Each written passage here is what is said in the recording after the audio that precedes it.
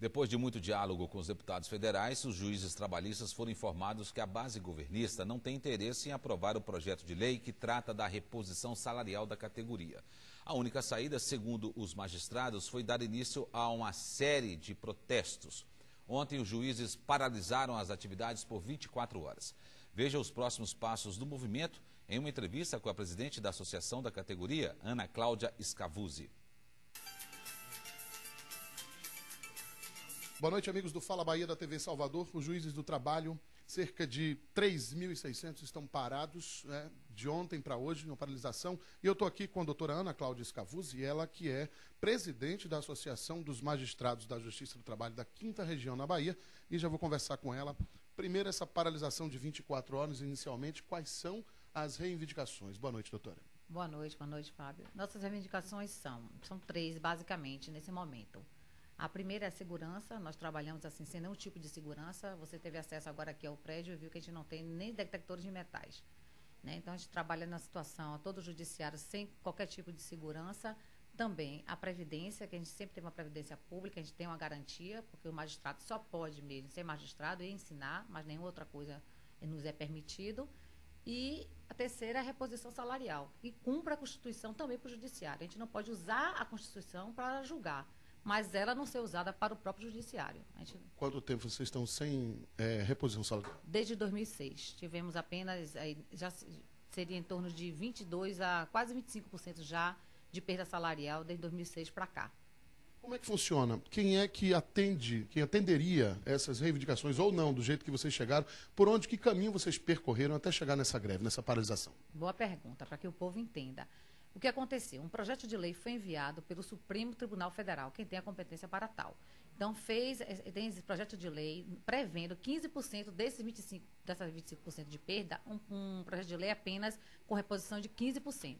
Esse projeto de lei, então, foi para a Câmara dos Deputados, lá em Brasília, onde lá eu visitei mais de 30 parlamentares e a conversa é sempre assim. Bom, é justo, o pleito vocês realmente estão com a reposição, precisam da reposição salarial, já há uma perda salarial nesse patamar, porém o governo não tem interesse que a gente vote, entende? A base do governo não tem interesse porque é determinação da presidência da República. Chegamos a um ponto, Fábio, que não tinha mais para onde, é a última cartada, sabe? Foi a última instância, a última forma de a gente pensar em como é que a gente pode fazer. Como é que os juízes podem demonstrar, como é que o judiciário pode demonstrar sua satisfação? É a greve, né? Uma greve, uma paralisação, uma mobilização de 24 horas de advertência. Porque todos os outros caminhos nós tentamos, o diálogo, a conversa, fizemos a passeata, reunimos quase 1.500 juízes e procuradores em Brasília no dia 21 de setembro e não adiantou nada, saímos do parlamento e fomos até o Supremo Tribunal Federal, naquela caminhada toda ali em Brasília, e não adiantou nada. Tentamos conversa com os parlamentares, tentamos conversa com a Casa Civil e nada disso vai adiante. Então, por fim, aquilo que todo cidadão tem direito, que o juiz não pode ser considerado um subcidadão, é cidadão como outro qualquer, e a gente entende que tem tantos direitos como qualquer outro trabalhador, que tem sua reposição sempre, não é integral, mas sempre há a norma coletiva que vem, que dá um reajuste, né, anualmente, às vezes integral, às vezes não, e a gente fica sempre ao quê? A depender do legislativo. Bom, só para ter uma ideia, o telespectador, que quantos processos só nessa paralisação de 24 horas vão deixar de ser julgados, tanto na Bahia quanto no restante do país? No restante do país, em torno de 20 mil, e na Bahia, 1.400 processos. Então, 1.400 processos somente no estado da Bahia. Depois dessa paralisação, caso não haja uma atenção devida para vocês, profissionais, juízes do trabalho, o que vocês estão pretendendo fazer, através, inclusive, da associação? Vamos parar, avaliar nacionalmente, porque todo ato que a gente faz é nacional, para que tenha até força, né, e representatividade.